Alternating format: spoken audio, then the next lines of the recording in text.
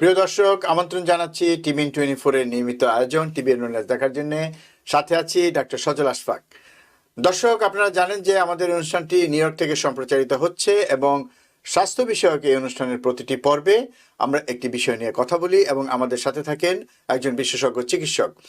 দর্শক, আজকে আমরা খুবই ভিন্ন ধর্মী একটি বিষয় নিয়ে কথা বলতে চাই, বিশেষ করে আমাদের যে খাদ্যাভ্যাস সেটি নিয়ে একটু আলোচনা করতে চাই আজকের অতিথির সঙ্গে।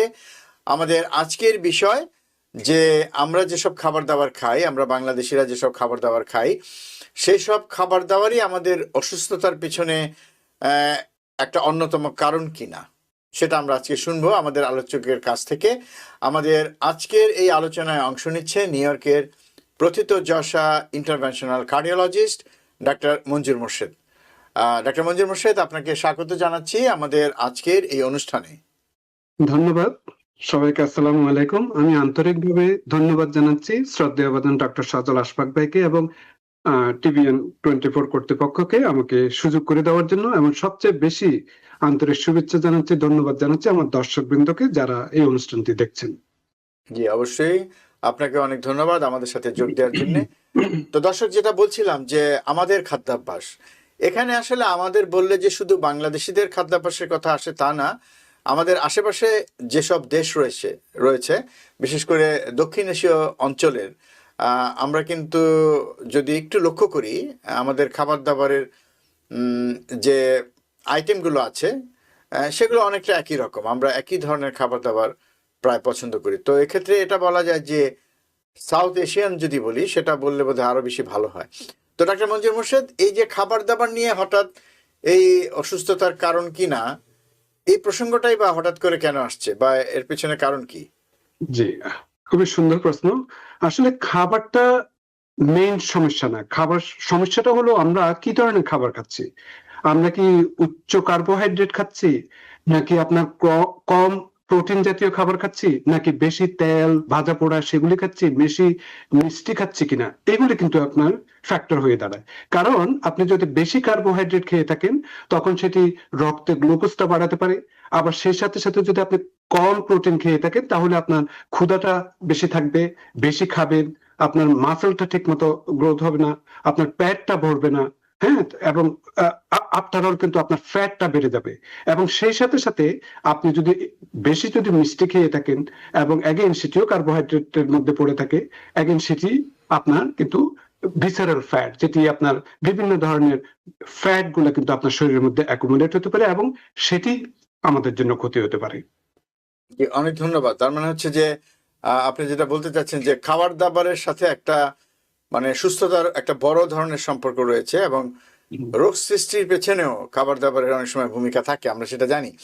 তো আপনি কি মনে করেন যে এই যে সরাসরি খাবার না, আমরা যদি বলি যে আপনি বিভিন্ন উপাদানের কথা বললেন এবং সেক্ষেত্রে আসলে ডায়েটের প্রশ্ন আসে, তো এই যে ডায়েট পরিবর্তন করলে কি এইসব অনেক রোগ বালাইয়ের সাথে আসলে খাবার দাবারের একটা সম্পর্ক আছে, বা অনেক রোগ হলে আপনারা বলেন যে এই ধরনের খাবারগুলো এড়িয়ে চলেন, তো সেক্ষেত্রে কি এই ডায়েট পরিবর্তন করলে কি উপকার পাওয়া যেতে পারে, মানে রোগ প্রতিরোধ সম্ভব? জি, ডায়েট যদি আপনি চেঞ্জ করে থাকেন অনেক উপকার পাওয়া যেতে পারে। আমি এক্সাম্পল দিই, যদি আপনি ওয়েটটা লস করতে পারেন 5 থেকে 10%, এতে আপনার আমরা যে হিমোগ্লোবিন A1C মেপে থাকি ডায়াবেটিসের জন্য, সেটি আপনার অলমোস্ট 1% আপনার কমে যাওয়ার সম্ভাবনা থাকে, বা একটু বেশিও আরো কমে যাওয়ার সম্ভাবনা থাকে। সেই সাথে সাথে আপনার ব্লাড প্রেশারটা কিন্তু 5 থেকে 10 মিলিমিটার মার্কারিটা আপনার কম হতে পারে, আপনার ট্রাইগ্লিসারাইডটা কমে যেতে পারে, আপনার গুড কোলেস্টেরলটা বাড়তে পারে। তো সুতরাং ওষুধের সাথে সাথে আপনার যদি অবশ্যই দরকার, ডায়েটটাও কিন্তু আপনাকে খেয়াল রাখতে হবে, কারণ দুটোই মিলেই আপনার শরীরকে ভালো রাখতে পারবে। হ্যাঁ, এগেন আপনার প্রশ্নের উত্তরে আমি বলবো যে ডায়েটের অবশ্যই দরকার আছে, এবং ডায়েট আপনি যদি ঠিক মতো করে থাকেন তাহলে আপনার ওষুধের মাত্রা হয়তো অনেক কম লাগতে পারে, কিংবা আপনি একটা রিমিশন স্টেজেও থাকতে পারেন অনেক রোগের ব্যাপারে। জি, অনেক ধন্যবাদ।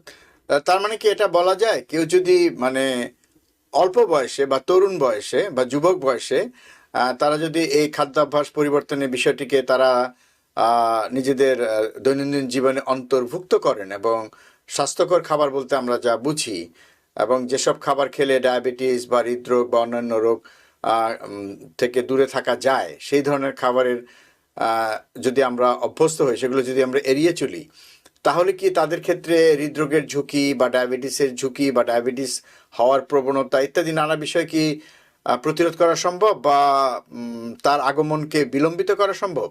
জি, জি। এগেইন যেটি আমি বলেছি, অবশ্যই এটা বিলম্বিত করা সম্ভব কিংবা প্রতিরোধ করা সম্ভব। কারণ আমরা যা খাবার-দাবার খাচ্ছি, এটি কিন্তু অনেক কিছু নির্ভর করে আমাদের ভবিষ্যৎ। আমাদের কিরকম মেটাবলিক সিনড্রোম হবে, কিরকম ওবেসিটি হবে, তারপর আমাদের প্রি-ডায়াবেটিস থেকে ডায়াবেটিস হচ্ছে কিনা, কিংবা ব্লাড প্রেশারটা আপনার বেড়ে যাচ্ছে কিনা। যেহেতু অনেক প্রসেসড ফুডের মধ্যে সল্ট থাকে, ইত্যাদি স্যাচুরেটেড ফ্যাট থাকে, সেগুলি আবার হার্ট ডিজিজে লিড করতে পারে। হ্যাঁ? এই ধরনের অনেক কিছু নির্ভর করে আপনার এই ডায়েটের উপর। তো সুতরাং এটি অবশ্যই জোর দেওয়া দরকার। জি। জি, অনেক ধন্যবাদ। তো খাবার দাবারের কথা যখন আসে, আমরা প্রতিদিন যে সকল খাবার খাই, তার মধ্যে অন্যতম হচ্ছে ভাত, এবং ভাতকে সবসময় দোষী করা হয়। বলা হয় যে, মানে কিছু হলেই বলা হয় যে ভাত কম খাবেন। মানে এক্ষেত্রে দেখা যায় যে আমরা জানি, যেটা চিকিৎসক হিসাবে, যে রুটির সাথে ভাতের খুব একটা পার্থক্য নেই, কিন্তু ভাতকে মনে হয় এক্ষেত্রে মানে মানে বেশিরভাগ ক্ষেত্রে আসামির কাঠগড়ায় দাঁড় করানো হয় ভাতকে। তো এই ভাত কি, মানে ভাত কি বন্ধ করে দিতে হবে? আমরা বাঙালিরা তো আসলে জেনেটিক্যালি ভাতের প্রতি এক ধরনের আকর্ষণ বোধ করি। জি, জি। না, খুবই সুন্দর প্রশ্ন। এগেইন ভাত আপনাকে বন্ধ করতে হবে না। কিন্তু গ্লাইসেমিক লোড যেটাকে আমরা বলে থাকি, কি খাবার খেয়ে আমাদের গ্লুকোজটা বেড়ে যাচ্ছে, সেটি আমাদেরকে কমাতে হবে। সেইজন্য আপনার ভাতের সাথে আপনি আর কি খাচ্ছেন? আপনি ডাল, প্রোটিন জাতীয় বা মাছ বা সবজি খাচ্ছেন কিনা, কিংবা আপনি সালাদ খাচ্ছেন কিনা, তার সালাদের পরেই আপনি ভাত খাচ্ছেন কিনা, হ্যাঁ? বিভিন্ন ধরনের ফাইবার বা প্রোটিন জাতীয় খাবারগুলোই আপনি যদি খেয়ে থাকেন আগে, এবং তারপরে যদি আপনি ভাত খেয়ে থাকেন, কিংবা ওই সাথে সাথে যদিও খেয়ে থাকেন, তাহলে আপনার কি হয়, গ্লুকোজ অ্যাবজর্পশনটা আপনার কমাতে সহায়তা করবে। গ্লুকোজ অ্যাবজর্পশনটা আপনার ধীর হবে। তো সুতরাং আপনি কতটুকু পরিমাণ খাচ্ছেন এবং ভাতের সাথে কি খাচ্ছেন, সেটি কিন্তু ইম্পর্টেন্ট। কখন খাচ্ছেন সেটি ইম্পর্টেন্ট। ভাতের এই যে প্লেটের মধ্যে আপনি যদি পুরো এক প্লেটেই যদি আপনার ভাত থাকে, কিন্তু তার পরিবর্তে যদি আপনার খুবই সামান্য যদি প্রোটিন থাকে, কিংবা শাকসবজি বা ডাল, এই ধরনের প্রোটিন যদি কোনো কিছু না থাকে, তখনই এটি প্রবলেম করতে পারে। তো সুতরাং ভাত বন্ধ করতে হবে না, কিন্তু আপনি গ্লাইসেমিক লোডটা যাতে বেশি না হয়ে থাকে সেদিকে খেয়াল রাখতে হবে। জি, অনেক ধন্যবাদ। তো যেটা বলছিলেন যে গ্লাইসেমিক লোড, মানে সেক্ষেত্রে প্রসঙ্গক্রমে যেটা আসে যে যেসব খাবারের গ্লাইসেমিক ইন্ডেক্স কম, সেগুলোকে গুরুত্ব দেওয়া উচিত, বা সেসব খাবারটাই গ্রহণ করা উচিত আগে। তো এক্ষেত্রে তো ভাতের মধ্যেও একটা কথা আসে যে সাদা ভাত বা ব্রাউন রাইস। হ্যাঁ, তো সেক্ষেত্রে কি বলা হয় যে ব্রাউন রাইসের গ্লাইসেমিক ইন্ডেক্স কম? সেক্ষেত্রে একটু যদি জিনিসটা পরিষ্কার করেন যে সাদা ভাত বা ব্রাউন রাইস দুটোর মধ্যে কোনটা ভালো, বা কোনটা ভালো মানে এই সেন্সে যে গ্লাইসেমিক ইন্ডেক্সের মানে মাপকাঠিতে। তো সেক্ষেত্রে কি এমন হতে পারে, আপনারা পরিমাণে কম খেতে বলছেন, তাই না? সেক্ষেত্রে যেহেতু ব্রাউন রাইসের ধরে নেই যদি যে তার গ্লাইসেমিক ইন্ডেক্স কম, সেটা কি একটু বেশি খাওয়া যাবে? খুবই সুন্দর প্রশ্ন। প্রথমে ব্রাউন রাইসটা কেন আপনার ভালো একটু আমি বলে থাকি। প্রথম, গ্লাইসেমিক ইন্ডেক্স কম, কারণটা হচ্ছে যে এটির মধ্যে ফাইবার আছে, এবং এগেইন আমি প্রথমেই বলেছি যে ফাইবার যদি আপনি বেশি থাকে, সেটি আপনার এই ব্রাউন রাইস হোক কিংবা অন্যান্য ধরনের কমপ্লেক্স কার্বোহাইড্রেট হয়ে থাকুক, এতে কি হয়, আপনার গ্লাইসেমিক অ্যাবজর্পশনটা, আপনার গ্লুকোজ অ্যাবজর্পশনটা আপনার অনেক ধীর গতিতে হয়ে যায়। হ্যাঁ? তো সুতরাং পেটে অনেকক্ষণ থাকে, যার ফলে আপনার ক্ষুধাটা সেরকম লাগে না। তো এখানে ব্রাউন রাইসের গ্লাইসেমিক ইন্ডেক্স কম, কারণ এটির মধ্যে ফাইবারটা বেশি। এখন ব্রাউন রাইস অনেকে হয়তো এটা পছন্দ করবেন না, কিংবা এটার হয়তো তেমন স্বাদ নাই, তখন আপনি 50-50 আপনি মিক্স করেও খেতে পারেন। কিন্তু যদি আপনি এই ব্রাউন রাইসটা যদি আপনি খেয়ে থাকেন, যেহেতু গ্লাইসেমিক ইন্ডেক্স কম, যেহেতু ফাইবারটা বেশি, তাহলে আপনার গ্লুকোজ অ্যাবজর্পশনটা আপনার অনেক ধীর গতিতে হবে এবং সুগারটা ধীরে বাড়বে। সুতরাং ইনসুলিন স্পাইকটা আপনার কম হবে। জি, জি, বুঝতে পেরেছি। তার মানে একটা প্রশ্ন আমি ফাঁকি করি, আমার আরো কিছু প্রশ্ন আছে ভাত নিয়ে। তো এই যে লো গ্লাইসেমিক ইন্ডেক্সের কথা বললেন, তো এই বিষয়টা হয়তো আমাদের দর্শকরা অনেকে হয়তো জানেন, তারপরে যদি বলেন যে অনেক খাবারেরই তো গ্লাইসেমিক ইন্ডেক্স কম, এই গ্লাইসেমিক ইন্ডেক্স কম থাকার কারণে সুবিধাটা কি? গ্লাইসেমিক ইন্ডেক্স যদি কম থেকে থাকে, প্রথমে বুঝতে হবে গ্লাইসেমিক ইন্ডেক্স, যেটা আমি কিছুক্ষণ আগেও বলেছি। ঠিক গ্লাইসেমিক বলছিলেন, ইন্ডেক্স হ্যাঁ। হচ্ছে যে আমি যে কোনো একটা খাবার খেলাম, কত হুম, দ্রুত গতিতে আপনার ব্লাড সুগারটা বেড়ে যাওয়ার সম্ভাবনা থাকে। এখন যে যে সমস্ত খাবারে গ্লাইসেমিক ইন্ডেক্সটা হেভি, অনেক বেশি থাকে, সেগুলি আপনাকে গ্লুকোজটা অনেক তাড়াতাড়ি বাড়িয়ে দিবে। তো এতে কি হুম, হবে, বিশেষ করে যাদের ডায়াবেটিস আছে তাদের তো গত পর্বে আমি বলেছি যে এদের একটা প্রবলেম হয়ে যায় এই গ্লুকোজটা সেলের মধ্যে অ্যাবজর্পশন করার ব্যাপারে।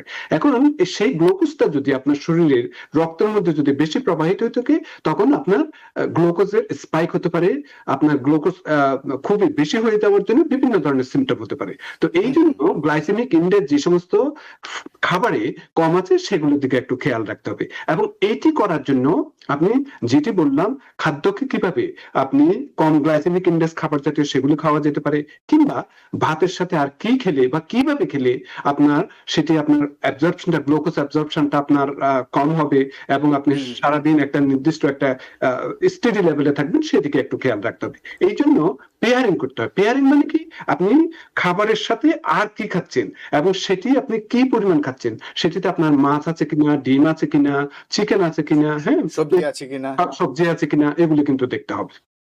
জি, সেটা আপনি বলছিলেন আগে যে সালাদ থাকলেই তো, আমি যদি ভাত খাই সাথে যদি সালাদ থাকে, তাহলে সেটা সেখানে যে ভাতের যে সুগারটা সেটা খুব দ্রুত আমার রক্তে চলে আসবে না।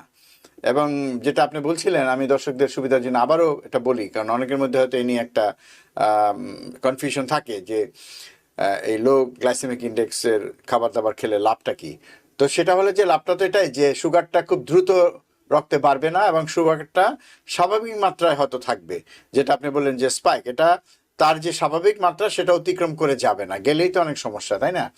তো সুগারের মাত্রাটা, রক্তে গ্লুকোজের মাত্রাটা স্বাভাবিক রাখার জন্য লো গ্লাইসেমিক ইন্ডেক্সের খাবার খাওয়াটা ভালো। একই সাথে অন্য খাবার খেলে তার সাথে আপনি যেটা বলছিলেন যে যে পেয়ারিং করা, অন্য খাবার যোগ করলে গ্লাইসেমিক ইন্ডেক্সটা এমনিতেই কমে আসতে পারে, সব মিলিয়ে। তো অনেক ধন্যবাদ ডাক্তার মঞ্জুর মোর্শেদ। তো আবারও সেই পুরনো কিছু প্রশ্ন, যে ডায়াবেটিসে ভাত খাওয়া যাবে কিনা, এটা হয়তো অনেকের মনেই, আমরা বারবার বলি, তারপর হয়তো শুনতে চাইবেন। ভাত খাওয়া গেলে বিষয়টা একটু, মানে একটু যদি বেশ খোলাসা করে বলেন যে কতটুকু খাওয়া যাবে বা একদমই খাওয়া যাবে না, বা ব্যাপারটা কি? সাধারণত আপনার যেভাবে বলা হয়ে থাকে, একটা প্লেটে যদি আপনি 4 ভাগ করেন, তার 1 ভাগ আপনার ভাত হতে হবে। হ্যাঁ, তার মানে হচ্ছে 1 কাপ আপনি ভাত খেতে পারেন। তো এর সাথে পরবর্তীতে আপনার পরবর্তী যে প্লেটের যে অংশগুলো আছে, সেগুলোতে আপনি সবজি বা সালাদ বা অন্যান্য যে প্রোটিন যেগুলি আছে, মাছ বা ডিম বা আহ, মাংস, চিকেন, এই ধরনের আপনি নিতে পারেন। জি। তো বলা হয় যে ভাতের পরিবর্তে রুটি, আমি শুরুতেই বলছিলাম, তো সেটা কি, মানে সেটাকে ভাতের পরিবর্তে রুটি হলে সেটা মানে কি কতটা ভালো বা কতটা নিরাপদ? জি, এখন খুবই সুন্দর প্রশ্ন। দেখেন, রুটি এবং ভাত দুটোই কিন্তু কার্বোহাইড্রেট, এবং এটি ডিপেন্ড করে আপনার কতটুকু খাচ্ছেন, এটি ডিপেন্ড করে আপনি কি রকম রুটি খাচ্ছেন। যেমন আপনার যদি 100% হুইট যদি হয়ে থাকে, সেগুলি গ্লাইসেমিক ইন্ডেক্স একটু কম হবে, কিংবা আপনার বিভিন্ন ধরনের মিক্স যে হোল গ্রেইনস থাকে, গ্রেইন। হ্যাঁ হ্যাঁ, সেগুলি যদি হয়ে থাকে কম্পেয়ার টু আপনার হোয়াইট ফ্লাওয়ার যদি হয়ে থাকে, হ্যাঁ, সেটির অবশ্যই গ্লাইসেমিক ইন্ডেক্সটা একটু বেশি। সেটি একটু সামান্য এদিক সেদিক আছে গ্লাইসেমিক ইন্ডেক্সের ব্যাপারে। তার উপর আপনি যদি এখন যদি অনেকগুলো রুটি খেয়ে জাস্ট বিকজ আপনি রুটি ভালো শুনে যদি অনেকগুলো রুটি খেলেন, তাহলে তো আপনার সেই গ্লুকোজটা বেড়ে যাবে। তো সুতরাং আপনার পোর্শন সাইজটা দেখতে হবে, আপনি কি ধরনের রুটি খাচ্ছেন সেটা দেখতে হবে, এগুলো কিন্তু খুবই ইম্পর্টেন্ট। মানে সেই ক্ষেত্রে তো আসলে খুব বেশি গুরুত্ব বহন করে না। কেউ যদি ভাতের পরিমাণ কমিয়ে দেন, বা যেটা আপনি বললেন যে ব্রাউন রাইস যদি খান কম করে, এবং ভাতের সাথে যদি সবজি যোগ করেন, সালাদ যোগ করেন, তাহলে তো আসলে খুব বেশি সমস্যা হওয়ার কথা না। সেক্ষেত্রে এই যে ভাত থেকে সুইচ করে, আমি যেটা পছন্দ করি না হয়তো কেউ কেউ, যে রুটি, কিন্তু আমি রুটি খাওয়া শুরু করলাম কষ্ট করে হলেও, সেটা তো আসলে কোনো মানে হচ্ছে না। আমি যদি রুটি বেশি পরিমাণে খাই, আলটিমেটলি তো আমার সেই সুগার পরিমাণ বেশি বেড়েই যাবে। জি তো এটা একটা বোঝার ভুল আসলে। জি। তো অনেক ধন্যবাদ ডাক্তার মঞ্জুর মোর্শেদ। তো আসলে আমাদের যে খাওয়ার যে অভ্যাস বা আমাদের ডায়েটের আসলে বড় সমস্যাটা কি? মানে আমরা তো বিভিন্ন ধরনের খাবার খাই, আমরা কিন্তু, আপনি বারবার বলছিলেন যে ভাত অনেক বেশি নিয়ে ফেলি আমরা প্লেটে বা ইত্যাদি ইত্যাদি। তো আসলে সমস্যাটা কোথায়? আমরা কোনো খাবার কম খাই বা কোনো একটা জিনিস কম নিচ্ছি? না, সমস্যাটা আমি বলবো যে আমরা কি ধরনের খাবার খাচ্ছি, এটি কি উচ্চ কার্বোহাইড্রেট জাতীয় খাবার খাচ্ছি কিনা, আবার প্রোটিন যেটা আমাদের দরকার প্রতিদিন যে পরিমাণ প্রোটিন দরকার সেটা আপনার কম হচ্ছে কিনা, কিংবা আমরা কি ধরনের খাবার খাচ্ছি সেটি কি অনেক প্রসেস ফুড খাচ্ছি কিনা, কিংবা অনেক স্যাচুরেটেড ফ্যাট জাতীয় খাবার খাচ্ছি কিনা, কিংবা কি ধরনের মাংস খাচ্ছি, তারপর সেই সাথে সাথে আমাদের দৈনন্দিন লাইফস্টাইল কেমন, এগুলো অনেক কিছু নির্ভর করে থাকে। তো সুতরাং খাবার যেহেতু একটা প্লে বিগ রোল, তারপর আপনাকে দেখতে হবে যে আপনি কি ধরনের খাবার খাচ্ছেন, আপনি কতটুকু শাকসবজি খাচ্ছেন, কতটুকু আপনি বিভিন্ন ফ্রুটস খাচ্ছেন। হ্যাঁ, তো এগুলি সবকিছু মিলিয়ে কিন্তু আপনাকে বুঝতে হবে যে আপনি কি অবস্থায় ভবিষ্যতে যেতে পারেন। জি, অনেক ধন্যবাদ। তো আপনার কি মনে হয় যে আপনি বলছিলেন যে আমরা তো আসলে বলাই হয় যে ভাত বেশি খাই, আবার এটাও বলা হয় যে ভাতে মাছে বাঙালি, আমরা তো মাছও খাই প্রচুর, তাই না? আমরা ডালও খাই।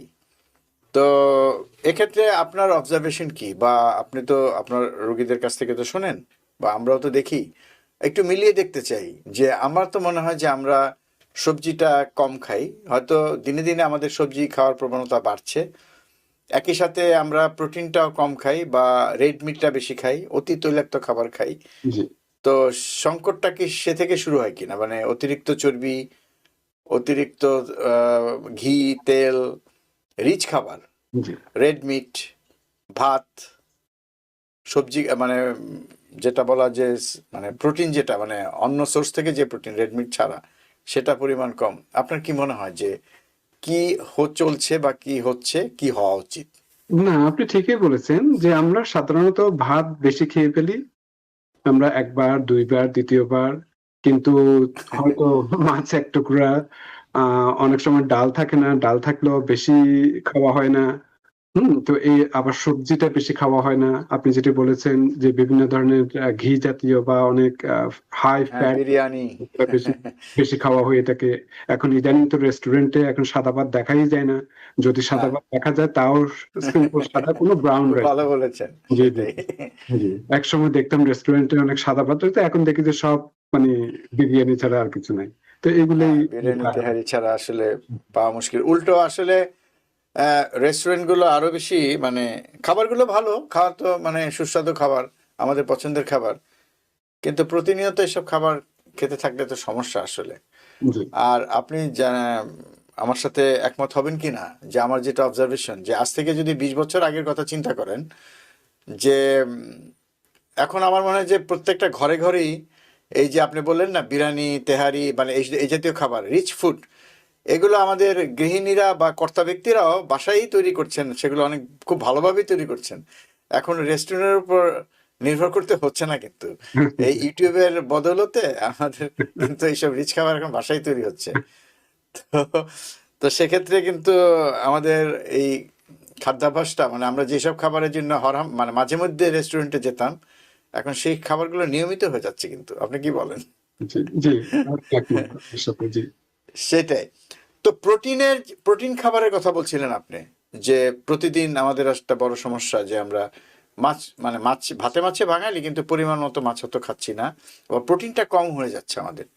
তো এর কারণ কি, মানে কি ধরনের প্রোটিন খাওয়া উচিত, কিভাবে আমরা এই প্রোটিনটা পেতে পারি, কি কি উৎস আছে? আচ্ছা, ডিমও তো একটা উৎস, তাই না? জি, জি। জি, প্রথমে জানতে হবে যে প্রোটিন কম হলে কি প্রবলেম হতে জি। পারে। হুম, হুম। প্রোটিন যদি আপনার কম হয়ে থাকে তাহলে আপনার মাসল মাসটা কমে যাবে। এবং মাসল মাস যদি কম হয়ে থাকে তাহলে আপনার আবার প্রোটিন কম হলে মাসল মাস যদি কম হয়ে থাকে তাহলে আপনার মেটাবলিজমটা কম হবে। আর কি হতে পারে? আপনার হাঙ্গারটা, আমাদের যে হরমোন আছে, হাঙ্গার হরমোন যেটা গ্রেলিন বলে থাকি, সেটি কিন্তু অনেক বেড়ে যাবে, এবং এটি বেড়ে গেলে কি হবে? তখন আপনার বেশি খেতে ইচ্ছে করবে। তারপর সুগার কন্ট্রোলটা কিন্তু খারাপ হবে। তো এই জন্য প্রোটিনের একটা দরকার আছে। তো সুতরাং হুম, যেহেতু মাসল মাস কমে যাবে, মেটাবলিজমটা কমে যাবে, তাহলে আপনার এবং বেশি ক্ষুধা লাগবে, সুগার নিয়ন্ত্রণ থাকবে না, তাহলে এই প্রোটিন কিন্তু প্লে রোল করে থাকে। তো এই জন্য আমাদের দৈনন্দিন জীবনে যেরকম প্রোটিন থাকা দরকার, প্রোটিন খাওয়া দরকার, হুম, হুম, সেটি হুম, কিন্তু হুম। আপনাকে খেতে হবে। এবারে জাস্ট মনে রাখার সুবিধার্থে বলতেছি 1 গ্রাম। Per day. হ্যাঁ, এটা 0.8 থেকে 1.2 হতে পারে, জাস্ট বোঝার জন্য 1 গ্রাম বললাম। তো এই যে যে মাত্রাটা যে প্রোটিন থাকা দরকার, এটি কিন্তু আপনাকে খেতে হবে। এবং সেই প্রোটিনটা আপনি কোথায় থেকে পাবেন? সেই প্রোটিনটা আপনি বিভিন্ন ধরনের আপনার মাছ থেকে, মাংস থেকে আপনি পেতে পারেন।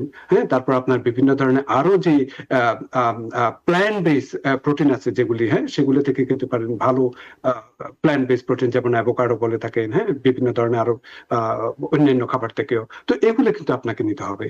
তবে খেয়াল রাখতে হবে কোনো আন্ডারলাইং কোনো প্রবলেম আছে কিনা, যেমন কিডনি ডিজিজ আছে কিনা, তাদের ক্ষেত্রে অবশ্যই নেফ্রোলজিস্টের পরামর্শ দিবেন কিংবা পিসিপির পরামর্শ দিবেন যে কতটুকু আপনার প্রোটিন খেতে হবে না খেতে হবে। তো এগেইন প্রোটিন কিন্তু খুবই দরকার। এটি আপনার যেমন ইমিউনিটিকে শক্তিশালী করে থাকে, আপনার ত্বককে যেরকম আপনার ভালো রাখে, এবং আপনার চুল বলেন, স্কিন বলেন, নেইল বলেন, সবকিছুর জন্য আপনার কিন্তু প্রোটিনের অপরিহার্যতা আছে। তো সুতরাং যে সমস্ত খাবারে আপনার ভালো প্রোটিন পাওয়া যায়, এবং সেই প্রোটিনটা হতে হবে আপনার প্ল্যান্ট বেস কিনা, সেই প্রোটিনটা হতে হবে আপনার লিন মিট থেকে পাওয়া যাচ্ছে কিনা। আপনি যদি এখন গরুর মাংস থেকে কিংবা খাসির মাংস থেকে নিয়ে থাকেন, সবসময় যদি খেয়ে থাকেন, সেটি কিন্তু আপনার বিপরীতে কাজ করবে।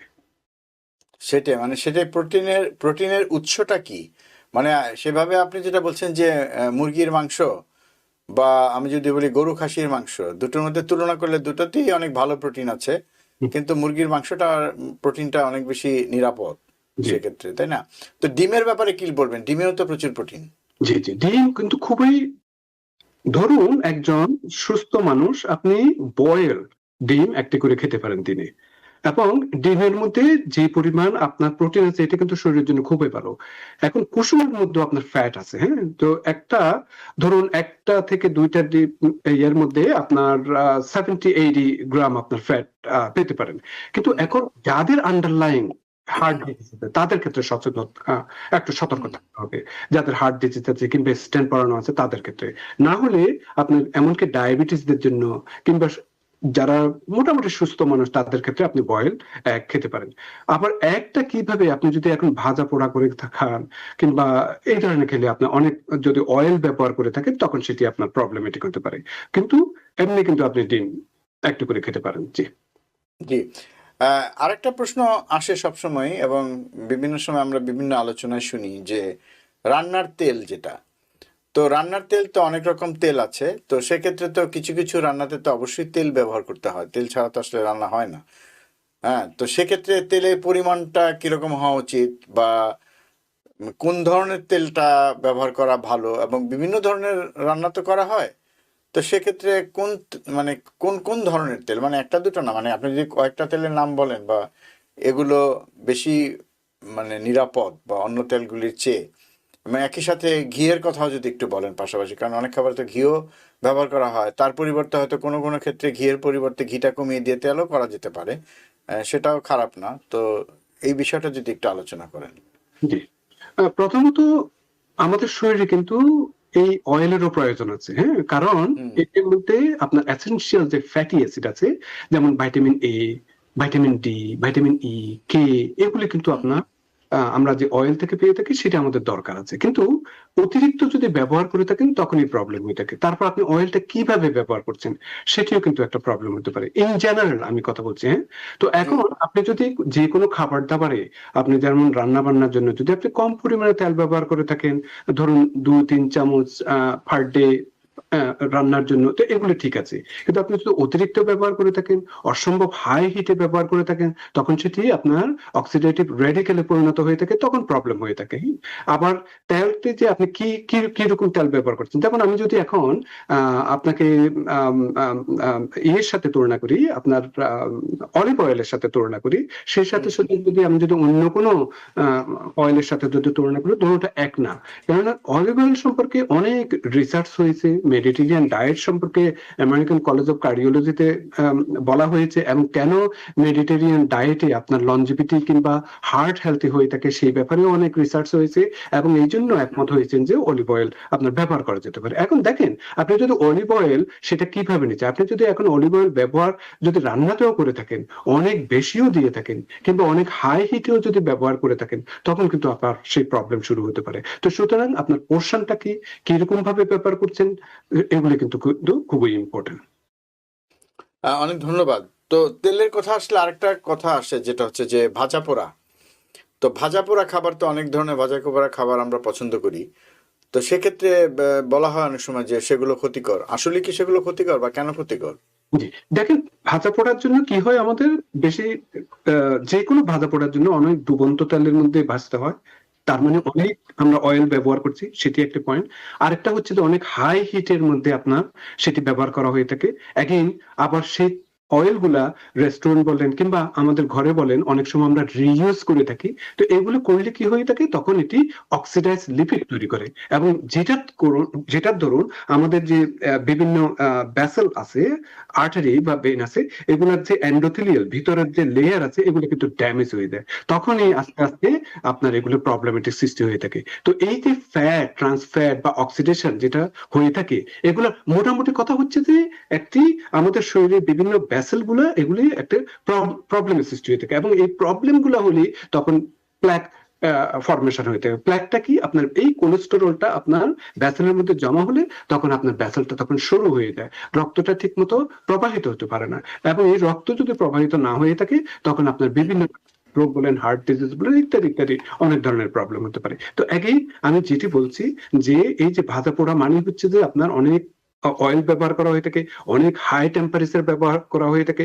অনেক সময় রিইউজ করা হয়ে থাকে। এগুলি সবই আপনার একটি খারাপের দিকে আমাদের নিয়ে যায় আর কি।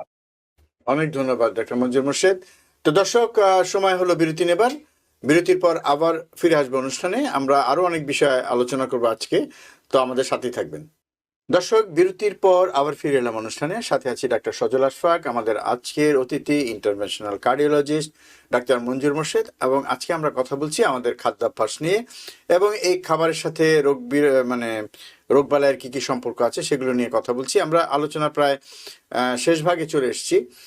তো কিছু সাধারণ প্রশ্ন ডাক্তার মঞ্জুর মোর্শেদ, সবসময় যেটা মানুষজন জানতে চায় যে এত খাবার কথা বলা হয়, কিন্তু অনেক সময় আসলে কি আমাদের রোগীদেরকে খুবই কিছু কিছু ক্ষেত্রে এমন ভাবে বলা হয়, যেমন ডায়াবেটিসের রোগীদের বলা হয় একদম মিষ্টি খাবেন না, ইত্যাদি।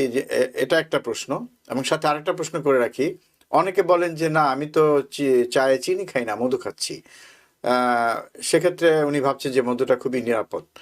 তো এই যে বিষয়গুলো চলছে, এবং দেখা যায় যে খুব আস্থার সাথে উনি মধুটা খাচ্ছেন, এবং যাকে বলা হচ্ছে যে একদমই চিনি খাবেন, মানে খাবেন না, মিষ্টি জাতীয় খাবার খাবেন না, তারও খুব মন খারাপ হচ্ছে যে একেবারেই খাবো না। এটা কেমন কথা? তো এই বিষয়গুলোকে আপনি কিভাবে দেখেন? জি, প্রথমে মিষ্টিটা আপনার খাওয়া কখন খাচ্ছেন, কতটুকু খাচ্ছেন, এগুলো কিন্তু ইম্পর্টেন্ট। আপনি যদি সপ্তাহে 2-1 বার খেয়ে থাকেন, অল্প পরিমাণে খেয়ে থাকেন, আপনি খাওয়া দাওয়ার পরে যদি খেয়ে থাকেন, খালি পেটে যদি না খেয়ে থাকেন, কারণটা হচ্ছে যে খালি পেটে যদি মিষ্টি খেয়ে থাকেন তাহলে আপনার সুগার রক্তে অনেক বেড়ে যাবে। এই ধরনের যদি নিয়ম মেপে থাকেন, সেগুলি আপনার জন্য ভালো হবে। আপনার ডায়াবেটিসের নাম্বারটা কিরকম সেটি দেখেও আপনার একটু কেয়ারফুল থাকতে হবে, সেটি করা যেতে পারে। তারপর আপনি যদি মিষ্টিটা কি ধরনের খাচ্ছেন, সেটি কি ফলের মিষ্টি, নাকি ডার্ক চকলেট জাতীয়, নাকি দই এবং সামান্য একটু মধু মিক্স করে বা বিভিন্ন নাটস মিক্স করে সেটি খাচ্ছেন, সেদিকে এগুলো কিন্তু আমাদের দেখতে হবে।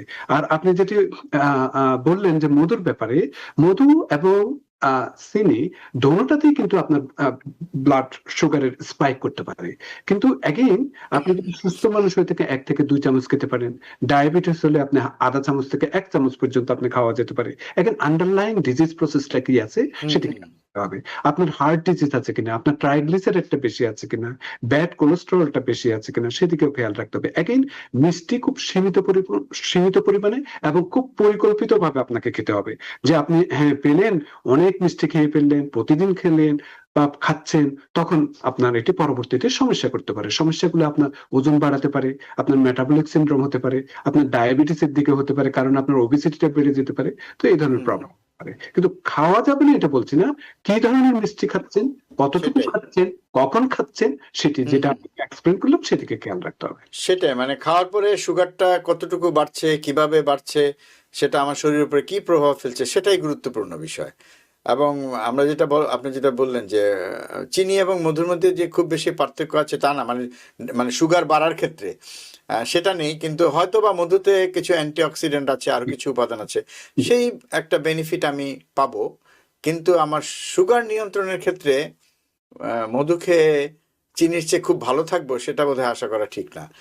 তো সেটাই বলছিলাম। তো যাই হোক, তো এই যে আমরা brown sugar, brown rice, brown একটা বিষয় আছে, তো এক্ষেত্রে কি ব্রাউন সুগারও কি মানে একদম হোয়াইট সুগারের চেয়ে একটু ভালো, জি জি মানে ডায়াবেটিস নিয়ন্ত্রণের কথা যদি বলি? জি, খুবই সুন্দর প্রশ্ন। ব্রাউন সুগারকে আমরা অনেক হেলথি সুগার মনে করি থেকে, আসলে কিন্তু ঘটনাটা সেরকম না। এটা ব্রাউন রাইসের মতো ওইরকম না। ব্রাউন সুগারটা হচ্ছে যে আমরা যে সাদা যে চিনিটা ব্যবহার করে থাকি তার সাথে মোলাসেস মিলিয়ে আপনার ব্রাউন সুগারটা হয়ে থাকে। এটাতে সামান্য পরিমাণ আপনার বিভিন্ন ধরনের মিনারেল থাকতে পারে, যেমন ক্যালসিয়াম বা পটাশিয়াম এই ধরনের, কিন্তু পরিমাণ যত কম সেটাই ভালো। আপনার ব্রাউন সুগার বলেন সাদা সুগার বলেন, কিন্তু দুটোই কিন্তু আপনার রক্তে অনেক গ্লুকোজ কিন্তু বাড়িয়ে ফেলবে। তো সুতরাং গ্লাইসেমিক এফেক্টের দিকে যদি চিন্তা করেন, সেটি প্রায় সাদা চিনির মতোই একই অবস্থা। তো সুতরাং আপনাকে কিন্তু এদিকে খেয়াল রাখতে হবে। অনেক ধন্যবাদ। কাজেই সবকিছুতেই কিন্তু আসলে আমরা যেভাবে ভাবছি বিষয়গুলো তেমন না। আজকে আলোচনায় আমরা যেটা বুঝতে পারছি, তা আমাদের মধ্যে অনেক রকম ভুল ধারণা আছে। আসলে এগুলি বলা হচ্ছে যতটা সেফ মনে করা হয় বা যেভাবে এগুলিকে মানে কি বলা হয় যে পাত্তা দেওয়া হয়, সেই ততটা কিন্তু না। আসলে প্রত্যেক ক্ষেত্রে আমাকে দেখতে হবে আমার শরীরের উপর এটা কিভাবে প্রভাব ফেলছে। তো চিনি চিনি সেটা হয়তো বা একটু বেনিফিট আমার পাবো আমি ব্রাউন সুগারে, কিন্তু তার সাথে যে সাদা চিনির পার্থক্য অনেক বেশি এবং অনেক দূরত্ব বা অনেক বেশি নিরাপদ তা কিন্তু না। সেটাই আমি আজকে বলতে চাচ্ছি দর্শক, আপনারা যারা আমাদের সাথে আছেন। তো যেটা বলছি যে লবণ একটা বড় বিষয়। অনেক সময় বলা হয় যে লবণটা একটা বড় সমস্যা, এবং লবণ নিয়ে অনেক রকম কথা আছে। আমরা অনেক ছোটবেলা থেকে শুনে আসছি।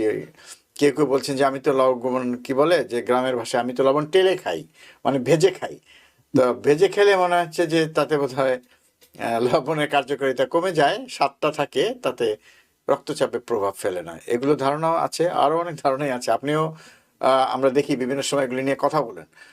তো লবণ নিয়ে যদি কিছু বলেন, উচ্চ রক্তচাপ, লবণ।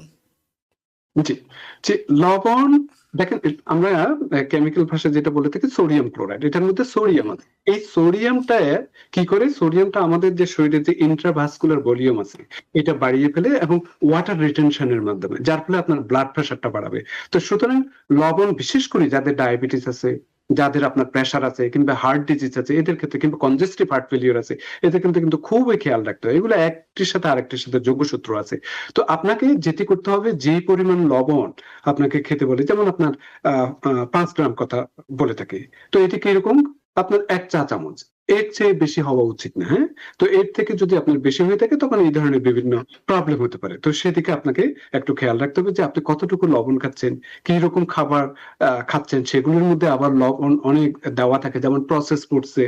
তো এগুলির দিকে একটু লেভেলটা দেখবেন যে আপনি কি পরিমাণ লবণ খাচ্ছেন।